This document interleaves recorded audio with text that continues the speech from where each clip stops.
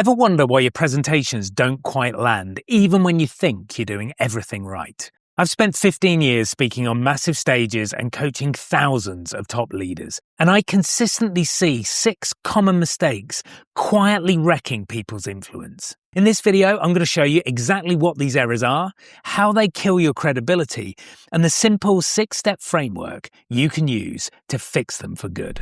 Let's start with mistake number 1. You're told by your boss you're presenting next week on an important topic. If you're like most people, your process looks something like this. 1. Panic. 2. Open a previous deck and start moving things around, or ask a junior member of the team to pull a load of charts and graphs together and dump them into a deck. 3. Spend an hour or so playing with the order. 4. Write some bullet points which try and connect everything. 5. Read through it in your head a couple of times. 6. On the morning of the presentation, have a strong cup of coffee and hope for the best. Not ideal. Mistake number 1 is opening the PowerPoint too early. It's counterproductive. Nothing's tailored for the audience, and once you've created the slides, you'll do everything you can to defend them. You're essentially building a house without digging any foundations. That's why step number 1 of the framework that I use when I'm coaching leaders and sales teams is discover. A quick zoom out to the big picture before you start creating anything. Ask yourself, what's the exam question I'm trying to answer with this presentation? Who's going to be in the audience? What will they need and want from me? Spend 10 minutes here and you'll save yourself hours later. And if you skip this step, it leads straight to mistake number 2. Most of the time, you've got more context than the room. You're being asked to present because you're the one that's closest to the detail. So you try and give them everything. But that's mistake number 2, cramming too much in. Here's the problem. People can only hold a handful of ideas in their heads at once. In fact, there's a classic study on memory that states that it's somewhere between 5 and 9 chunks. And your audience is already thinking about their inbox, their next meeting, and what they're having for lunch as a minimum. You give them 15 points, they remember none. That's why step number 2 that I share with leaders is distill. Before you start scripting things, answer this. If you could sum up your presentation in a single headline, 1 sentence, what would it be? What's the one thing that you want your audience repeating when you're not in the room? Now, grab a piece of paper, write it down, and build everything in your presentation around that headline. If you want to be easy to follow and hard to forget, that level of clarity is essential. But if you're still making mistake number 3, it counts for nothing. When it comes to crafting presentations, most people don't have a plan. They just present their ideas in the order that they occurred to them. We've all heard this before. Last week, X happened, but before I explain, a reminder that next week we're launching Y. That's linked to the issue that we had 3 weeks ago with Z, which means today there's still a lot of uncertainty. Now, there's not necessarily anything wrong with the content, but the order is all over the place. And that's mistake number 3, not structuring your ideas. Most people can do the beginning and the end, but it's the middle where they start jumping around. That's why I use simple frameworks and why step number 3 of the process I teach is design. You have to decide on the journey that you're taking your audience on, so it's easy to follow and easy to understand. A neat little formula to help you organize the middle of your presentation is POP. Problems, options, proposal. Now, the problems are the pain points and the challenges that you and your audience are experiencing. The options are all the possible solutions that are on the table, and your proposal is what you're recommending and why.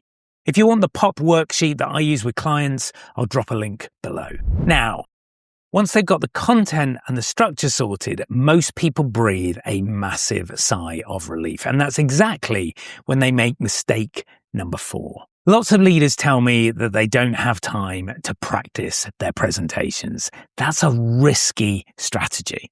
I started my career as a professional actor, and during that time, I would never ever dream of stepping foot on stage or in front of the camera without rehearsing my performance.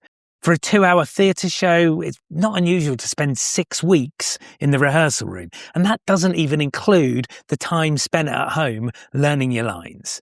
In business, we do the opposite. High stakes equals more time tinkering with the content and less time rehearsing the performance. And that's mistake number 4, winging it. As a coach, I get a lot of pushback on this, but my response is this. If you think rehearsal makes you wooden, you're just not rehearsing enough. So step number 4 of my process is drill. Just like athletes spend time on the practice field drilling their skills, great speakers spend time drilling their performance. And if you're time poor, think about your minimum viable rehearsal, your MVR. Look at the date of the presentation and work backwards. Schedule as many opportunities between now and then to speak the words out loud, not in your head, right? It's about creating a muscle memory. And if time's really tight, my top tip is to focus on the opening and the close. Nail the opening and people listen. Nail the close and people act. These are the moments that need to be rehearsed most. But as you rehearse, you've got to avoid mistake number 5. The thing is, it doesn't matter how good your ideas are. If you don't look confident, people don't fully trust you and your influence plummets. If I presented this video like this, hi everyone, I wanted to talk to you about mistakes that are killing your influence, you'd have clicked away ages ago. And that's because I committed mistake number 5, not taking up space. Your body collapses, your voice shrinks, and your authority drops. Your presence, both physical and vocal, matter. And that's why step number 5 is deliver. Great speakers warm up physically so that they can own the stage. You don't need jazz hands, but you do need to expand. The place to pay attention is the shoulders. If they're slightly slouched, your gravitas disappears. If they're overextended, you look aggressive. So aim for somewhere in the middle. Chest open, an imaginary string lifting the crown of your head. The difference is just a couple of millimeters, but it changes everything. But don't relax just yet, because you can rehearse and you can look confident and still not increase your influence if you make mistake number 6. So many people go through their whole career being told that they're not good at presenting, and eventually they start to believe it. I worked with a CEO recently who had been told right at the beginning of her career that she was a boring speaker.